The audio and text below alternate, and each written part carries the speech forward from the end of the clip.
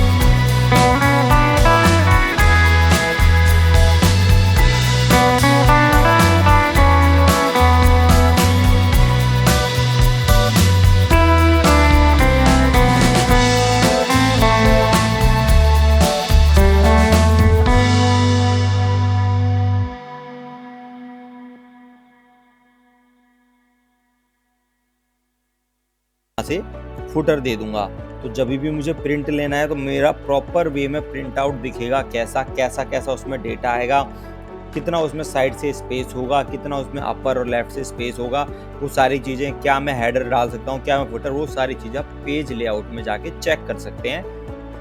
उसके अलावा यहाँ पर आपको एक ऑप्शन दिख रहा है जो नंबर्स भी आगे ऊपर, ये क्या होते हैं मैं अभी just with in a minute आपको आगे बताऊंगा। तो उसके बाद हम अगला ऑप्शन देख लेते हैं जो है कस्टम व्यू। कस्टम व्यू के लिए सबसे पहले मैं नॉर्मल व्यू पे आ जाता हूँ। तो नॉर्मल व्यू में आने के बाद मैंने यहाँ पर एक फ़िल्टर लगाया जो मैं कंट्रोल शिफ्ट एल करके लगाऊंगा। उसके बाद मैंने यहाँ पर जाकर सिर्फ इंडिया का डेटा सेलेक्ट कर लिया और उसके बाद इस डेटा को मैंने सेलेक्ट कर दिया।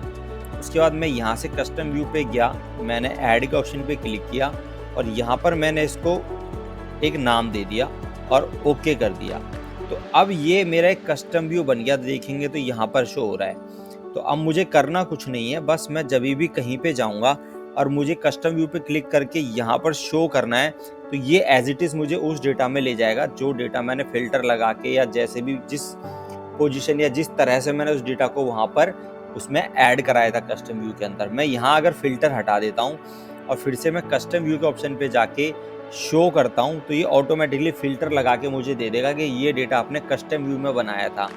तो ये आपको वहाँ पे बहुत अच्छा यूज़ होने वाला है जब आपका कोई डेटा रैंडमली अपडेट होता रहता है। जब डेटा आपका रेगुलरली अपडेट हो रहा है तो उस केस में आप फ़िल्टर व्यूज़ बनाकर, कस्टम व्यूज़ बनाकर सेव कर सकते हैं। तो आपको बस अपने व्यूज़ पे क्लिक करना है और आपको आपका डेटा दिख जाएगा। तो ये बहुत ही अच्छा ऑप्शन है। प्रिंट लेने के टाइम भी आप इसका यूज़ कर सकते हैं, डिपेंड करता है आपके यूजेस कैसे हैं इसमें। उसके बाद इसमें इतने ही है। वर्कबुक हमारे यहाँ पे जो वर्कबुक का व्यू है वो यहाँ पे कंप्लीट होता है। अगला ऑप्शन आता है शो। अब जो शो ऑप्शन है इसमें सबसे पहला ऑप्शन जैसा आपको दिख रहा होगा रूलर्स का ऑप्शन है, तो रूलर्स का हाइड है। रूलर का क्या ऑप्शन है, जैसे कि मैं यहाँ पेज लेआउट पे गया था और मैंने क्लिक किया तो ये जो नंबर्स आ रहे थे जो मैं आपको कह रहा था ये होते हैं रूलर्स। अप एंड डाउन ले जाके यूज़ करता हूँ इस तरह से, तो ये रूलर का यूज़ हो रहा है। मैंने यहाँ पर इसको इधर राइट लेफ्ट जहाँ भी मैं इसको सरकाता हूँ, जहाँ भी मैं इसको विद इन मूव कराता हूँ, ये रूलर के थ्रू हो रहा है। तो ये नंबर्स मुझे दिखा रहे हैं, ये जो नंबर्स आ रहे हैं ऊपर, ये रूलर मुझे शो करा रहे हैं कि मैं डेटा को किधर मूव कर रहा हूँ, राइट में लेफ्ट में। तो नंबर्स देखिए अप एंड डाउन हो रहे हैं। यहाँ पर पहले 17-18 थे, अभी नंबर बढ़ गए। ये देखिए यहाँ पर नंबर इसी तरह से बढ़ते जाते हैं। मैक्सिमम कितने एक पेज पे होते हैं रूलर्स में, वो नंबर यहाँ शो हो रहे हैं। तो रूलर का सिंपल यही यूज़ है कि आप अपने डेटा को कितना स्ट्रिंक रखना चाहते हैं, कितना एक्स्ट्रा एक पेज पे रखना चाहते हैं, तो आप रूलर्स में देख के कर सकते हैं। तो उसके बाद हम नॉर्मल व्यू में अपने डेटा को कर लेते हैं और अगले ऑप्शन पे चलते हैं जो है ग्रिड लाइन्स। ग्रिड लाइन्स यानी कि जैसा भी यहाँ पर आपको दिख रहा है कि ऑटोमेटिकली लाइन्स बनी हुई है। यहाँ पर शीट में आप देख रहे हैं ऑटोमेटिकली उसमें सर्कल्स बॉक्स बने हुए हैं जो सेल के अंदर आते हैं। मैं ग्रिड लाइन्स के ऑप्शन पे क्लिक कर दूंगा तो देखिए बिल्कुल ब्लैंक हो गई, जैसे एक मेरी कलर करने की शीट होती है, बिल्कुल प्लेन शीट मेरी जो आती है उस तरह से यहाँ पर ये मेरी ग्रिड लाइन इसमें से हट गई। उसके बाद अगला ऑप्शन आ रहा है फार्मूला बार। तो जो मेरा यहाँ पर फार्मूला बार है ये अगर मैं हटाना चाहता हूँ तो बस मुझे इस पर क्लिक करना है और वो फार्मूला बार मुझे शो नहीं होगा। और इसी तरह से यहाँ पर हेडिंग्स का ऑप्शन है, मैं जैसे ही क्लिक करूँगा तो इसने मेरी हेडिंग्स भी हटा दी, यानी जो मेरी ABCD और नंबर्स आ रहे थे रोज़ और कॉलम सेलेक्ट करने के लिए, वो ऑप्शन की हेडिंग्स भी उसने मेरी यहाँ से हटा दी। मुझे वापस लेके आनी है तो सारी चीज़ों को मैं एक एक करके क्लिक करूँगा और सारी चीज़ें वापस आ जाएंगी। इस चीज़ का यूज़ बहुत होता है जब भी आप रिपोर्ट्स बनाएंगे, जब काम करेंगे, चार्ट्स बनाएंगे, तो ये ऐसे ऑप्शन है इसके अंदर, एक शो और एक आपके अंदर विंडोज़, ये 2 ऑप्शन इसके अंदर ऐसे हैं जो व्यू टैब के अंदर, जिनका आप बहुत कॉमनली यूज़ करने वाले हो अपने रिपोर्ट्स बनाते टाइम। उसके बाद अगला ऑप्शन आता है जूम का। तो जूम के अंदर सबसे पहला ऑप्शन आ रहा है जूम, जैसा कि यहाँ पे दिख रहा है आपको। तो सिंपल जूम से आप समझ सकते हैं कि कितना मैं आप जूम कर सकते हैं अपने डेटा को। जैसे मेरा डेटा है, मैं यहाँ पे क्लिक किया, ओके करता हूँ, तो मेरा डेटा मैक्सिमम जो जूम हो रहा है यहाँ पर वो हो रहा है यहाँ पर 200 तक। तो मैं 200 तक कर सकता हूँ। कस्टम वैसे नॉर्मली 100 होता है। तो यहाँ पर भी आपको ये चीज़ें दिख रही हैं, जैसे मैं यहाँ पे ओके करता हूँ तो ये चीज़ें आप यहाँ से भी कर सकते हैं। यहाँ पर भी देखिए आपको 100 तक डेटा आ रहा है, तो ये चीज़ आप यहाँ तक भी कर सकते हैं, 100-200 तक यहाँ से भी ले जाना। नॉर्मली जब आप यूज़ करेंगे, काम करेंगे, तो आप यहीं से अपनी शीट को कम ज़्यादा करेंगे, आपकी हैबिट ऑटोमेटिकली यहीं से लग हो जाएगी। और उसके अलावा यहाँ पर आप जो देख रहे हैं पेज लेआउट और पेज ब्रेक व्यू, ये ऑप्शन भी यहाँ पर शो करते हैं। तो नॉर्मली जब हम काम करते हैं तो व्यूज़ में जाके इन चीज़ों का यूज़ नहीं करते हैं, क्योंकि ये बहुत इंपॉर्टेंट यूज़ है इनका, बहुत कॉमनली यूज़ आता है, तो इसलिए इनका शॉर्ट कॉल यहाँ पर एक्सेल ने खुद दिया हुआ है आपको। उसके बाद अगला ऑप्शन आ रहा है 100% का। तो सिंपल यहाँ पर जो आपका जूम का 100% है वही है कि मैं इसको क्लिक करता हूँ 200 पे, ओके कर देता हूँ, वापस मैं 100 पे क्लिक करूँगा इसको। जैसे ही मैं 100 पे क्लिक करूँगा तो नॉर्मली, क्योंकि डिफ़ॉल्ट हमेशा 100 ही होता है, जो हमेशा यूज़ होता है, जो एक्सेल डिफ़ॉल्ट देता है वो 100 ही है। जब इसलिए उन्होंने यहाँ पर ऑप्शन दिया 100 पे क्लिक कर सकते हैं आप, तो आपका ऑटोमेटिकली सिंपल फॉर्मेट आ जाएगा जूम का। उसके बाद जूम सेक्शन है यहाँ पर अगला ऑप्शन के मैक्सिमाइज जूम कर सकते हैं, जो आप 400 तक कर सकते हैं। जब आप यहाँ से कर रहे थे 200 कर रहे थे, लेकिन आप कस्टमाइज करके मैक्सिमम जूम कर सकते हैं सिलेक्शन। तो यहाँ पर आप देख रहे हो ये 400 तक हो गया। मैं इसको यहाँ से भी कम कर सकता हूँ चाहे, तो मैं यहाँ पर 100 पे क्लिक करके वापस नॉर्मल व्यू में कर सकता हूँ। जूम के ऑप्शन में आपको यही चीज़ें मिलने वाली हैं। उसके बाद अगला ऑप्शन आता है विंडोज़ का। विंडोज़ के अंदर जो सबसे पहला ऑप्शन आपको दिख रहा है न्यू विंडोज़। अब जैसे कि यहाँ पे आपको दिख रहा होगा मेरी शीट के अंदर कि शीट का नाम है डे 16। अब मैं जैसे ही न्यू विंडो पे क्लिक करूँगा तो इसका आप नाम देखेंगे 16.2 हो गया, और एक शीट और बन गई 16.1। मैं इस पर दोबारा क्लिक कर दूंगा तो अब ये 16.3 हो गई, यानी ऑटोमेटिकली 1, 2 और 3 शीटें ऑटोमेटिकली बन गई। तो जब मैं उस पर क्लिक करता हूँ, जितनी शीटें मैं बनाना चाहता हूँ बन जाती हैं। अब इसमें बेनिफिट क्या है? बेनिफिट ये होता है कि जब आप किसी शीट पे काम कर रहे हैं, जैसे मैं अपनी पहली वाली शीट पे या किसी अदर शीट पे जाके काम करता हूँ, मैं फर्स्ट शीट पे आ गया अपनी, और यहाँ पर आके मैंने काम करना शुरू किया। मैंने यहाँ से 2-3 स्टेट का कंट्रीज़ का नाम डिलीट कर दिया। तो अब मैं किसी भी शीट पे जाऊँगा ना, तो देखिए मैं शीट 5 पे आ गया, 16.5, 16.1, 16.4, मैं किसी भी शीट पे जाता हूँ, सारी शीटों पे नाम ऑटोमेटिकली यहाँ पर आप देख रहे हैं डिलीट हो गया। तो क्या है कि एक टिपिकल कार्बन कॉपी बन जाती है। जैसे कि मैंने आपको बताया था कि कभी भी आप शीट को कॉपी करते हैं तो उसकी कॉपी बन के सेव हो जाती है। लेकिन इसमें क्या हो रहा है कि इसमें ये आपकी शीट की कॉपी बना रही है, लेकिन उसके साथ-साथ एज़ इट इज़ जो वर्क आप यहाँ पे कर रहे हैं वो वहाँ पे भी है। तो आप क्या करें, अपनी शीट पे वर्क कर रहे हैं तो एक बैकअप कॉपी तैयार हो रही है पीछे, तो एक कार्बन कॉपी की तरह आपकी एक फाइल बन जाती है। तो यहाँ पर ये व्यू के अंदर एक ऑप्शन है जहाँ पर आप मल्टीपल विंडोज़ आपकी ओपन हो जाती हैं as it is same copy में। उसके बाद अगला ऑप्शन है अरेंज ऑल। अब अरेंज ऑल में क्या होता है कि जितनी आपकी एक्सेल की वर्कबुक ओपन है, तो यहाँ पर देखिए मेरे पास ऑप्शन आते हैं मल्टीपल, हॉरिजॉन्टल, वर्टिकल वगैरह सारे ऑप्शन है यहाँ पे। मैं अपनी वर्कबुक को एक साथ खोलना चाहता हूँ। अब मैंने हॉरिजॉन्टल पे क्लिक किया, मैं बस ओके करता हूँ तो मेरी सारी सीटें ओपन हो गई। 1 2 3 4 5 मेरे पास 5-6 सीटें थी, सारी की सारी सीटें ओपन हो गई। मैं किसी एक को बंद कर देता हूँ। अब मैं एक बार वापस अपनी मेन शीट पे जाके एक बार फिर से अरेंज करता हूँ। इस बार मैं वर्टिकल कर देता हूँ, ओके करूँगा तो अब देखिए मेरी 4 या 5 सीटें सारी की सारी एक ही तरह से यहाँ पर ओपन हो गई। तो कभी भी आप कंपैरिजन पे, ये ज़्यादातर यूज़ आपका तब आने वाला है जब आप 2 शीटों पे एक साथ काम कर रहे हो। कभी-कभी हमें क्या होता है, हमें 2 शीटों पे एक साथ काम करना होता है जहाँ पर हमें देखना है कि इस शीट से मुझे देखना है, इस शीट पे मुझे काम करना है। तो उस केस के में मुझे ये वाले ऑप्शन बहुत हैंडी यूज़ होते हैं। तो ये ज़्यादातर आप देखोगे तो आपके अकाउंट डिपार्टमेंट के लोगों को बहुत यूज़ आने वाला ऑप्शन है, क्योंकि वहाँ पर ही वो ऐसा करते हैं कि एक शीट से वो डेटा देख के दूसरी शीट में कुछ एंट्रीज करते हैं। नॉर्मल आपको भी यूज़ आ सकते हैं आपके डेटा में, लेकिन नॉर्मली सबसे ज़्यादा यूजेज इस तरह ही किया जाता है इसका। उसके बाद अगला ऑप्शन आता है freeze pane. Most important option है ये और इंटरव्यूज़ में पूछा जाने वाला क्वेश्चन है। क्या होता है कि जब आपके पास डेटा यहाँ पर होता है, शीट के अंदर जब मैं नीचे की तरफ जा रहा हूँ तो देखिए मेरे हेडर गायब हो गए। मुझे पता ही नहीं चल रहा कि किस कॉलम में क्या है, बस मुझे यहाँ पर नंबर्स दिख रहे हैं लेकिन मुझे हेडिंग नहीं पता चल रही। तो जब मैं इंटरव्यू में जाऊँगा तो मेरे को क्या करना पड़ेगा, सबसे पहले अपने डेटा को फ्रीज करना पड़ेगा हेडर को समझने के लिए। तो मल्टीपल ऑप्शन आ रहे हैं मेरे पास यहाँ पे। सबसे पहले आ रहा है फ्रीज टॉप रो। अब मैं टॉप रो पे क्लिक करके, क्योंकि मुझे सिर्फ हेडर फ्रीज करने हैं, तो मैं टॉप रो पे जाऊँगा यहाँ से और सिर्फ टॉप रो फ्रीज कर दूंगा। तो मेरी टॉप रो यहाँ से फ्रीज हो गई। अब मैं कितना भी नीचे चला जाता हूँ, मेरे हेडर वहीं के वहीं रहेंगे। मुझे हर दिखता रहेगा कि मैं किस लाइन, किस रो के अंदर हूँ और क्या मेरा हेडर है, क्या इसके नंबर का मतलब है।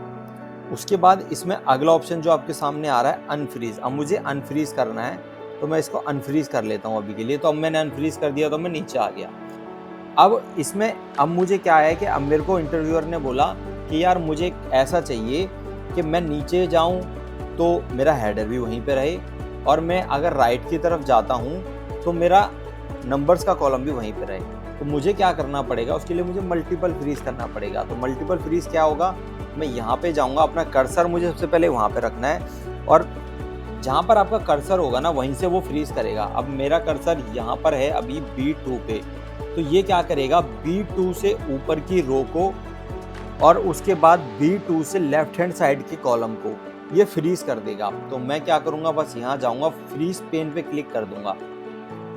अब ये देखिए मैं जैसे नीचे जा रहा हूँ तो ये भी फ्रीज है, मैं राइट में जाऊँगा तो ये भी फ्रीज है। और अगर मुझे अनफ्रीज करना है तो सेम मैं यहाँ आऊँगा, अनफ्रीज पे क्लिक कर दूंगा। और अगर सिर्फ मुझे अपना कॉलम फ्रीज करना है, मुझे रो फ्रीज नहीं करनी, यानी मुझे टॉप रो फ्रीज नहीं करनी, मेरा डेटा जो है कॉलम वाइज है, सिर्फ मुझे कॉलम फ्रीज करने हैं, तो उस केस में मेरे को अपने यहाँ पे फ्रीज, यहाँ पे फर्स्ट कॉलम पे क्लिक करना पड़ेगा और बस मैं यहाँ राइट में जाऊँगा तो मेरा कॉलम फ्रीज है, अभी मेरी रो फ्रीज नहीं है। तो नॉर्मली क्या होता है, जब भी आप फ्रीज पेन करते हैं तो आपको ऑप्शन चेंज हो रहे हैं। देखिए अब जब आपने फ्रीज नहीं किया हुआ कुछ तो यहाँ पे आ रहा है फ्रीज पेन, उसके बाद freeze pane top row, freeze pane first column. लेकिन अगर आपने कुछ फ्रीज कर दिया तो उसके बाद एक ऑप्शन हट के वहाँ से ऊपर आ जाता है फ्रीज अनफ्रीज का। तो ये ध्यान रखिएगा, ये चेंजेस होते हैं। जब आप इंटरव्यू में जाएंगे, आपने यूज़ नहीं किया तो इस चीज़ की नॉर्मली प्रैक्टिस कर लीजिए। जब भी अपना काम करने लगो तो अपनी शीट में सबसे पहले फ्रीज पेन करो। मेरी आदत है, मैं हमेशा काम करते वक्त सबसे पहले फ्रीज पेन करता हूँ। वैसे कि ये गुड हैबिट नहीं है, क्योंकि आपको पता होना चाहिए आपके डेटा के अंदर आपके किस कॉलम में क्या डेटा है। लेकिन अगर आपका डेटा यहाँ पर बहुत ज़्यादा, क्योंकि 16,000 कॉलम है, तो अब अगर आपका जितना ज़्यादा डेटा होगा, आपको हर कॉलम तो याद नहीं रह सकता, तो इसलिए मस्ट अपनी आदत डालिए कि आपको अपना हेडर याद होना चाहिए और फ्रीज पेन करने की आदत जरूर डालें। उसके बाद अगले ऑप्शन पे चलते हैं। अगला ऑप्शन आता है स्प्लिट। अब जैसे मैं स्प्लिट पे क्लिक करूँगा ना, मैंने यहाँ पर अपना कर्सर रखा और यहाँ पर स्प्लिट पे क्लिक कर दिया तो देखिए 4 पार्ट में मेरी शीट डिवाइड हो गई। एक पार्ट तो ये रहा, दूसरा पार्ट ये रहा, तीसरा पार्ट ये रहा और चौथा पार्ट ये रहा। तो अब मैं किसी एक पे काम करना चाहता हूँ मैं पार्ट वाइज में, तो मैं यहाँ से इजीली जाके इसमें काम कर सकता हूँ। स्प्लिट आपके लिए यही काम करके देगा आपको। आपके मल्टीपल, जैसे कि आपने यहाँ पे किया था कि अरेंज शीट करके, जब आपकी डुप्लीकेट शीट होती है, अलग अलग शीट होती है, तब आप वो काम कर सकते हो अरेंज शीट करके। लेकिन अगर एक ही शीट में आपको स्प्लिट करके काम करना है तो उसके लिए आपको स्प्लिट ही करना पड़ेगा। आपका आधा डेटा आपके राइट साइड में, आधा डेटा लेफ्ट साइड या बॉटम या आप में है, तो आपको यही ऑप्शन यूज करके स्प्लिट का और यहाँ से उस काम को करना पड़ेगा। अगर इसको हटाना है तो स्प्लिट पे वापस क्लिक कर दीजिए, डेटा आपका नॉर्मल हो जाएगा जिस तरह पहले था। उसके बाद हाइड का ऑप्शन, जैसे आप हाइड पे क्लिक करेंगे तो यहाँ पर आपकी शीट हाइड कर दी उसने। मैं अनहाइड पे क्लिक कर दूंगा तो वो मुझे ऑप्शन देगा डे 16 की शीट आपकी हाइड है। मैंने जी हाँ ओके, उसने मेरी डे 16 1 की वापस दे दी मुझे शीट। हाइड पे क्लिक करते ही वो शीट हाइड हो जाती है। मैं दोबारा क्लिक करूंगा, 2 शीटें हाइड हो गई। अब देखिए यहाँ पे मैं दोबारा क्लिक करूंगा तो शीट वापस आ गई। तो हाइड अनहाइड यानी जब आप मल्टीपल वर्कबुक पे काम करते हैं तो एक शीट को हाइड करके दूसरी पे जाने का काम, क्योंकि मल्टीपल शीट खुली हुई हैं, आपको हो सकता है काम करने में दिक्कत आए, तो आप एक को हाइड करके दूसरी पे काम करिए। जब आपका काम पूरा हो जाए तो आप उसको वापस लेके आ सकते हैं अनहाइड करके। उसके बाद अगला ऑप्शन आपके सामने यहाँ पे आ रहा है व्यू साइड बाय साइड। तो अब ये जो मैंने आपको दिखाया था व्यू साइड बाय साइड वाला ऑप्शन, क्योंकि मेरी यहाँ पे अरेंज ऑल में जो ऑप्शन था ये वही ऑप्शन है। अब इसमें यहाँ पर बस व्यू साइड बाय साइड है मेरी शीटों का। तो ये देखिए यहाँ पर साथ के साथ है, अभी मेरा कर्सर भी साथ के साथ चलेगा दोनों शीटों में। यहाँ पर भी कर बाय साइड में एक चीज़ हमेशा होगी कि आपका कर्सर दोनों जगह पर साथ चलेगा। देखिए मैं उसमें भी अप एंड डाउन कर रहा हूँ कर्सर को माउस से, तो वो अप एंड डाउन चल रहा है, वहाँ पे भी रो चल रही है और यहाँ पर भी रो चल रही है, दोनों जगह मूव हो रही है। उसके लिए मुझे क्या करना पड़ेगा, मुझे यहाँ से स्क्रोलिंग को बंद करना पड़ेगा। अब मैं जिस सीट में स्क्रॉल करूँगा उसी सीट में होगा, दोनों सीटों में सिंक्रोनाइजेशन से स्क्रॉल नहीं होगा। और अगर मुझे यहाँ पर जाके रीसेट विंडो ऑप्शन पे क्लिक करना है तो मेरी विंडो जिस तरह से थी, जो एक नॉर्मल व्यू होता है साइड बाय साइड का, उस तरह से आ जाएगी, क्योंकि मैंने उसको मर्ज कर लिया था। मैंने अगर कुछ अपने हिसाब से एडजस्ट कर लिया तो वो उसको हटा के रीसेट विंडो को ऑटोमेटिकली वहीं पे ले आएगा। उसके बाद अगला ऑप्शन आपके सामने आ रहा है स्विच विंडो। तो आपकी जितनी भी अलग अलग वर्कबुक यहाँ पे ओपन है शीट के अंदर, विंडो के अंदर जितनी भी वर्कबुक आपकी ओपन है शीट के अंदर, वो आपके स्विच विंडो के थ्रू आप जाके अपना इजीली यहाँ से कर सकते हो।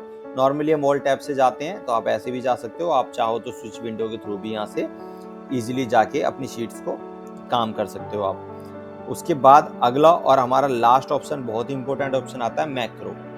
मैक्रो क्या करता है आपके लिए, यहाँ पर 3 ऑप्शन आ रहे हैं, व्यू मैक्रो, रिकॉर्ड मैक्रो और यूज का रिलेटेड का रेफरेंस। तो यहाँ पर जो 3 ऑप्शन है इसमें सबसे मेन ऑप्शन एक ही होता है जो रिकॉर्ड मैक्रो आपके लिए काम करता है और आपके मैक्रोस को शो कराता है। तो मैं यहाँ पर रिकॉर्ड मैक्रो करता हूँ। मैंने रिकॉर्ड मैक्रो ओपन कर दिया, एक इसको नाम दे दिया और इसका एक शॉर्ट फॉर्म बना दिया। तो मैंने इसका एक शॉर्ट फॉर्म बना दिया कंट्रोल शिफ्ट डी। मैं चाहता तो डी सिर्फ कंट्रोल डी या शिफ्ट डी बना सकता था, लेकिन इस तरह से और भी शॉर्टकट होते हैं, तो मेरा सिस्टम जो कंफ्यूज ना हो जाए कि कंट्रोल डी का मतलब आप डुप्लीकेट बना रहे हो क्या, इसलिए मैंने कंट्रोल शिफ्ट डी बना दिया। तो बस मैं इसको रन कर देता हूँ। मैं यहाँ पर ओके करूँगा और अब मैंने यहाँ पे क्या काम किया, मैंने यहाँ पे जाके अपने डेटा में एक रो ऐड की, यहाँ पर जाके मैंने सम का फॉर्मूला लगाया और इस डेटा को सम कर दिया। उसके बाद ये सारे डेटा को मैंने यहाँ पर भी इस तरह से सम कर दिया और सेव कर दिया अपनी शीट को और यहाँ जाके स्टॉप रिकॉर्डिंग कर दी। तो अब मेरा मैक्रो रेडी है। अब मैं क्या करता हूँ, मैं यहाँ से इस डेटा को डिलीट कर देता हूँ। अब मैं यहाँ पे गया रिकॉर्ड मैक्रो में और व्यू मैक्रोस पे क्लिक करके मैंने मैंग के नाम से जो बनाया था मैं इसको रन कर देता हूँ। जैसे ही मैंने रन किया तो देखो उसने मेरी काम को दोबारा कर दिया जो मैंने कराया था। मैंने जो भी काम दोबारा किया था उसने रिकॉर्ड कर लिया और वो काम अब वो हर बार करेगा। मैं जब जितनी बार कहूँगा, मैं जितनी बार इस काम को करने के लिए कहूँगा वो उतनी बार कर देगा, चाहे मैं इसको 50 बार डिलीट कर दूँ। मेरे लिए अभी 1 सेकंड का काम है, चाहे मैंने इसको 1 घंटे में बैठ के कराओ। बस मैं इस पर व्यू मैक्रो पे जाऊँगा और यहाँ पर रन पे क्लिक कर दूंगा और वो काम दोबारा हो जाएगा। तो यानी कि आपने जो भी काम रिकॉर्ड किया ये उस काम को विद इन अ सेकेंड आपको करके दे देगा। उस काम को रिकॉर्ड कर लेगा, उसकी एक स्क्रिप्ट बना लेगा और उसको अपने पास रख लेगा और जब आप उसको कहोगे कि इसको आप चलाओ तो वो चलाएगा और आपका काम चुटकी बजाते ही कर देगा। तो ये बहुत ही अच्छा ऑप्शन है ऐसे काम के लिए जो आपको डेली बेसिस करना पड़ता है। वो काम जो आपको सेम कर रहे हो, सेम रिपोर्ट बना रहे हो, सेम चीज़ कर रहे हो, बस डेटा बदल रहे हो कहीं और से, तो वो चीज़ आप यहाँ पर कर सकते हैं। सारा काम रिकॉर्ड कर लीजिए और अपने डेटा को अपडेट करिए और रिकॉर्ड मैक्रो पे क्लिक करके अपने काम को कंप्लीट कर दीजिए। तो ये काम करके देता आपको रिकॉर्ड मैक्रो। इसको और थोड़ा एडवांस वे में समझेंगे आने वाले वीडियो में, जो डेवलपर के ऑप्शन में है। तो आज के लिए हम इस वीडियो में इतना ही रखेंगे। तो चैनल को सब्सक्राइब करें, वीडियो को लाइक करें, ज़्यादा से ज़्यादा लोगों को शेयर करें, ताकि हमारे चैनल पे और लोग भी आएँ और समझें हम एक्सेल के बारे में जो सारे वीडियो समझा रहे हैं। जीमेल के रिगार्डिंग भी मैंने वीडियोस बना के डाले हैं, तो उनको भी जाइए चेकआउट करिए। डेली शॉर्ट्स भी मैं आप लोगों के लिए अपडेट कर रहा हूँ, और वो भी आप जाके देखिए और ज़्यादा से ज़्यादा लोग इसके बारे में बताइए। तो थैंक यू, मिलते हैं अगले वीडियो में, जब तक के लिए गुड बाय।